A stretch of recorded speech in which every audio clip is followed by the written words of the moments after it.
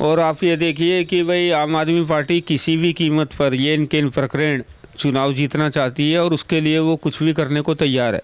सरकार ने जितने वायदे किए वो सारे के सारे खोखले साबित हुए हैं। दिल्ली जल बोर्ड के ऊपर 82,000 करोड़ रुपए का कर्जा है। पिछले 8 वर्षों से बुजुर्गों की पेंशन बंद थी, जो वो चाहते तो 8 वर्ष पहले चालू कर सकते थे। भारतीय जनता पार्टी राष्ट्रवादी पार्टी है। भारतीय जनता पार्टी सभी जातियों सभी धर्मों को साथ लेकर चलने वाली पार्टी है। नमस्कार, मैं चिराग जैन और आप देख रहे हैं सोगन टीवी। देश की राजधानी दिल्ली में लगातार अलग अलग पार्टियों की रणनीतियां चल रही है, क्योंकि मात्र कुछ ही समय बचा है जब विधानसभा चुनाव होंगे। ऐसे में आप देख रहे हैं कि चुनावी अखाड़ों में अलग अलग पार्टियों की तमाम बड़ी तैयारियां चल रही है। आज तमाम मुद्दों पर बातचीत करने के लिए हम दिल्ली बीजेपी के एक बड़ा चेहरा, दिल्ली बीजेपी के बड़े नेता और लगातार रोहतास नगर के 2 बार विधायक, 2013 से 2015 और 2020 से अब तक लगातार जो कायम है, जितेंद्र महाजन जी से बात करेंगे। सर, सबसे पहले आपका सोगन टीवी पर स्वागत है। नमस्कार जी। जितेंद्र जी, हम देख रहे हैं अब कुछ ही समय बचा है जब विधानसभा चुनाव होंगे और ऐसे में आम आदमी पार्टी ने तो अपने 11 उम्मीदवारों को चयन भी कर दिया है। बीजेपी की कब तक लिस्ट आएगी और बीजेपी की ऐसे में क्या तैयारियाँ चल रही है? बीजेपी एक ऐसी पार्टी है जो 24 घंटे 365 दिन जनता के बीच में बीजेपी का कार्यकर्ता काम करता है, जनता के मुद्दों को उठाता है। तो तैयारी तो हमारी 5 वर्ष लगातार चलती रहती है, इसमें कोई दो राय नहीं है। और पार्टी को जब लगेगा, पार्टी तब अपने कैंडिडेट जो है वो उतारेगी। अभी हमने देखा आम आदमी पार्टी ने जब अपने 11 उम्मीदवारों को चयन किया, 11 उम्मीदवारों को टिकट दी, तो उसमें 3 बीजेपी और 3 कांग्रेस के भागी थे। बाकी उन्होंने अपने 5 उम्मीदवार उतारे। तो इस पर आपकी क्या प्रक्रिया उनकी पहली लिस्ट पर? आम आदमी पार्टी की कोई विचारधारा नहीं है। उनको जहाँ से भी दिखा अपने कार्यकर्ताओं का त्याग कर कर उन्होंने बाहर के लोगों को उठाया। और आप ये देखिए कि भाई आम आदमी पार्टी किसी भी कीमत पर ये इनके इन प्रकरण चुनाव जीतना चाहती है और उसके लिए वो कुछ भी करने को तैयार है। आज आपने देखा है कि दिल्ली की जो वित्तीय स्थिति है वो अपने आप में चिंताजनक है। दिल्ली कंगाल होने के कगार पर है। दिल्ली के अंदर इंफ्रास्ट्रक्चर के लिए कोई पैसा मौजूद नहीं है। दिल्ली सरकार ने जितने वायदे किए वो सारे के सारे खोखले साबित हुए हैं। दिल्ली जल बोर्ड के ऊपर 82,000 करोड़ रुपए का कर्जा है। पूरी दिल्ली गंदा पानी पीने को मजबूर है। मगर वो पिछली चीज़ों को सुधारने की बजाय, जो मूलभूत चीज़ें हैं उनको सुधारने की बजाय अगले चुनावी वायदे करने में वो लोग लगे हुए हैं। उनका दिल्ली के विकास से, दिल्ली के लोगों से कोई सरोकार नहीं है। मैं आपसे एक बड़ा सवाल पूछ रहा हूँ, क्योंकि आम आदमी पार्टी के तमाम नेता हैं जो ये कह रहे हैं कि हम लोगों को 200 यूनिट फ्री दे रहे हैं, महिलाओं को फ्री बस सेवा दे रहे हैं। अगर बीजेपी सत्ता में आ गई तो सारी सुविधाएं खत्म हो जाएगी। तो क्या वाकई में ऐसा होगा? देखिए, बीजेपी ने ऐसा कोई बात नहीं कही है और बीजेपी इन सुविधाओं को हमारे चालू रखेगी। और हमारे नेतृत्व ने ये सार्वजनिक रूप से कहा भी है कि इन सुविधाओं को चालू रखेंगे और इन सुविधाओं का ठीक प्रकार से यूटिलाइजेशन कैसे कर सकते हैं जिससे आम गरीब आदमी को लाभ हो, वो भी हम लोग करेंगे। आप ये देखिए, जहाँ तक सुविधाओं की बात है, हमने पूरे देश में आयुष्मान योजना दी। दिल्ली के अंदर अरविंद केजरीवाल जी ने लागू नहीं की। हमने दिल्ली के बाहर जो है, जहाँ झुग्गी वही मकान, ये योजना की, प्रधानमंत्री आवास योजना लागू की, मगर दिल्ली के अंदर ये योजनाएं लागू नहीं है। तो आप ये देखिए कि भाई अरविंद केजरीवाल जो हैं वो दिल्ली के अंदर जो हैं वो गरीब आदमी का भला ही नहीं करना चाहते हैं। वो तो सिर्फ और सिर्फ प्रचार की राजनीति करते हैं। वो तो रेवड़ी पर चर्चा अभियान चला रहे हैं। वो कह रहे हैं हम दिल्ली के लोगों को रेवड़ी यानी फ्री की सुविधाएं दे रहे हैं, इसलिए लोगों को सपोर्ट हमें मिलेगा। आप ये देखिए कि पिछले 8 वर्षों से बुजुर्गों की पेंशन बंद थी, जो वो चाहते तो 8 वर्ष पहले चालू कर सकते थे। दिल्ली के अंदर 10 वर्षों में एक नया राशन कार्ड बना नहीं। आप ये देखिए कि दिल्ली के अंदर हर वर्ग के लिए जो उन्हें काम करना चाहिए था वो उन्होंने किया नहीं। और कुल मिलाकर झूठे वादों की सरकार है। आप ये देखिए, दिल्ली के अंदर कहाँ रोज़गार के अवसर बढ़े? दिल्ली के अंदर मज़दूरों को न्यूनतम वेतन मिल रहा है क्या? दिल्ली के अंदर सड़कों की जो स्थिति है, कुल मिलाकर दिल्ली जो है वो आम आदमी पार्टी के राज में बर्बादी की स्थिति में आ गई है। तो यानी इस बार आपका क्या दावा रहेगा? क्या दिल्ली में एक बार कमल खिलेगा?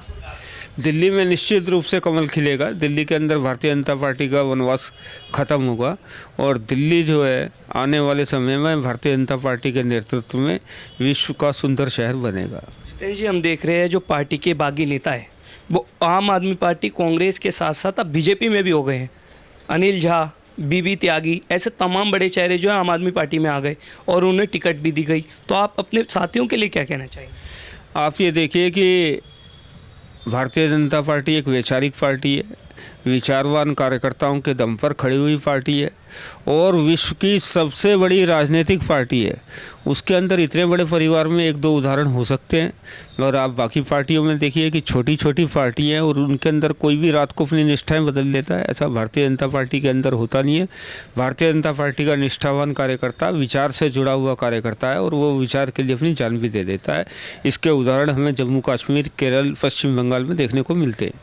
अभी हम देख रहे हैं हरियाणा फिर महाराष्ट्र में बीजेपी की बम्पर जीत हुई और इस जीत के पीछे दो स्लोगन बहुत चले हैं, बटेंगे तो कटेंगे, एक है तो सेफ है। तो क्या दिल्ली की राजनीति में भी ये देखने को मिलेगा? आप ये देखिए, ये स्लोगन पूरे देश के लिए है कि हम सब लोग, सभी भारतीय लोग इकट्ठे रहेंगे, इस देश को अपनी मातृभूमि मानने वाले लोग इकट्ठे करेंगे और हम इकट्ठे रहेंगे तो कटेंगे नहीं, हम इकट्ठे रहेंगे तो बटेंगे नहीं, हम इकट्ठे रहेंगे तो देश का आगे बढ़ेगा, हम इकट्ठे रहेंगे तो दिल्ली आगे बढ़ेगी। और ये जो नारे हैं ये वास्तव में दिल्ली के अंदर भी लागू होते हैं और दिल्ली भी इस बार बटेगी नहीं, कटेगी नहीं। दिल्ली मजबूती से एक साथ लड़ेगी और भारतीय जनता पार्टी की सरकार बनेगी। लेकिन विपक्ष तो इसे कहीं और ही ले जा रहे हैं। वो कह रहे हैं हिंदू राष्ट्र बनाना चाहती है बीजेपी, इसलिए इन नारों का प्रयोग कर रही है। भारतीय जनता पार्टी राष्ट्रवादी पार्टी है। भारतीय जनता पार्टी सभी जातियों, सभी धर्मों को साथ लेकर चलने वाली पार्टी है और जो लोग ये बात करते हैं उनकी बात गलत है। आप ये देखिए कि पिछली सरकार के कार्यकाल में, केंद्र सरकार के कार्यकाल में जितना लाभ अल्पसंख्यकों को हुआ है मोदी सरकार का, उतना कभी लाभ दूसरी सरकारों के समय पर नहीं हुआ। मगर ये भी तय है कि इस देश में आपको अनुशासन मानना पड़ेगा, इस देश के अंदर आपको इस देश का जो संविधान है उसको मानना पड़ेगा, संविधान के अनुसार चलना पड़ेगा और किसी भी प्रकार की गुंडागर्दी जो है वो इस देश के अंदर कोई कर नहीं पाएगा। मोदी जी ने कर दिखाया है। आप लगातार रोहतास नगर के विधायक हैं, 2 टर्म आपने संभाले हैं, 13 से 15 और अब 20 से 25 तक। इस बीच में आपने क्या काम किए सर? कौन से बड़े मुद्दे उठाए, उनके बारे में आप बताइए। आप ये देखिए कि मैं रोहतास नगर का रहने वाला हूँ। रोहतास नगर विधानसभा में ही मेरा जन्म है, मेरी पढ़ाई यहीं की है, मेरा घर यहीं का है और रोहतास नगर विधानसभा मेरा परिवार है। और यहाँ के लोगों का जितना समर्थन और प्यार मुझे मिला उसके लिए मैं उनको, रोहतास नगर के निवासियों को नमन करता हूँ। और रोहतास नगर में छोटी सी छोटी समस्या विपक्ष में रहते हुए भी उसके लिए मैंने काम किया है। हमारे यहाँ बहुतायत में शराब के ठेके खोलने की तैयारी आम आदमी पार्टी ने की थी, तो रोहतास नगर के लोगों का मैं धन्यवाद करता हूँ कि उन्हीं के दम पर शराब आंदोलन जो है वो रोहतास नगर विधानसभा में जो है वो शुरू हुआ। और आप ये देखिए कि भाई आपके रोहतास नगर के सड़कें नालियाँ तो सब कुछ बनाते हैं, लोगों को रोज़गार देने का काम, प्रधानमंत्री जी की योजनाएं लागू करने का काम, लोगों को जागरूक करने का काम, जितना इन 5 वर्षों में रोहतास नगर विधानसभा में हुआ है उतना पूरी दिल्ली में कहीं नहीं हुआ। दिल्ली विधानसभा का एक सत्र 29 तारीख से आयोजित हो रहा है। ऐसे में आप कौन से बड़े मुद्दे उठाएंगे? क्योंकि ये हम देख रहे हैं इस सरकार का लास्ट सत्र भी हो सकता है, तो ऐसे में तो और बड़ी तैयारियां हैं, उनके बारे में बताइए। मैं इस रोहतास नगर विधानसभा से संबंधित नत्थू कॉलोनी फ्लाईओवर का मामला, जो सरकार की लापरवाही के कारण, भ्रष्टाचार के कारण यहाँ के हज़ारों लोगों को, लाखों लोगों को परेशानी का सामना करना पड़ रहा है। मेरे इलाके में कई इलाकों में आज भी पीने के पानी की समस्या है। उसको लेकर बुजुर्गों को पेंशन का कोटा बढ़ाया जाए और अधिक हमें बुजुर्गों की पेंशन रोहतास नगर के बुजुर्गों को मिले, ये मुद्दा है। ऐसे मुद्दे हैं, सब मुद्दे मैं उठाऊँगा। अंत में मैं आपसे बस यही पूछना चाहूँगा, दिल्ली के लोगों को क्या अपील करना चाहेंगे विधानसभा चुनावों को लेकर? अब की बार भारतीय जनता पार्टी सरकार। तो बिल्कुल रोहतास नगर के विधायक और एक बीजेपी के बड़े चेहरे जिन्हें अक्सर लोग काम के लिए जानते हैं और लगातार हम देखते हैं कि जितेंद्र महाजन जो है वो राजनीति को लेकर के सक्रिय भी रहते हैं, उन सब ने खास बातचीत की और उन्होंने कहा कि दिल्ली के मुख्यमंत्री अरविंद केजरीवाल और फिर अतिशी मार्लेना हमें काम नहीं करने दे रही। इसी को लेकर के अगले विधानसभा सत्र में हम जनता के मुद्दों को उठाएंगे और इस बार दिल्ली में बीजेपी की सरकार बनती हुई दिखाई देगी। देखना होगा जब दिल्ली में विधानसभा चुनाव होते हैं तब क्या होगा। मेरे साथ थे कैमरामैन गौरव मेहता के साथ चिराग जैन, सौगंध टीवी, दिल्ली। आप देख रहे हैं सौगंध टीवी, सौगंध वतन की।